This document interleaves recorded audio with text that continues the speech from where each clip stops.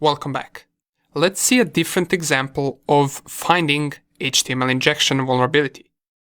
For this, we're going to need our OWASP virtual machine, so make sure that it is started. Make sure that you have burp suite started right here and that intercept is turned off. Now what we want to do is we want to navigate to the IP address of our OWASP virtual machine. Then we want to navigate to OWASP mutilday 2.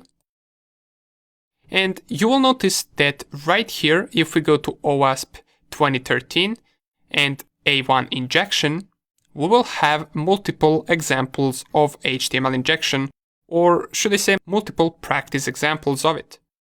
Let's go to, for example, this one. Let's go to HTML injection and then browser info. If I click on that, it will open a page that it should be vulnerable to HTML injection, right? But compared to the last example that we saw, here we don't really see any user input that we can use to inject code. We can't enter our HTML code anywhere on this page. So what are we going to do? Well, let's take a look at the page a little bit closer. If we take a look at all of the information that we have right here, we're going to notice something quite familiar for us, which is this user agent string. It appears to be our user agent, or us. Now, if we remember, in the HTTP headers, there is a user agent header that has this information for us. So could it be that perhaps the user agent header is getting reflected on this page? I mean, we can give it a try. Let's see what happens once we reload this page while intercept is turned on. So let's go to our burp suite, turn on the intercept, and let's reload this page. So straight away we get this HTTP request, and this is the same request for this page since we tried to reload it. Now let's compare this information right here, which is the user agent string, with the user agent string that we got in our HTTP headers. So here it is. As we can see, it's pretty much the same thing.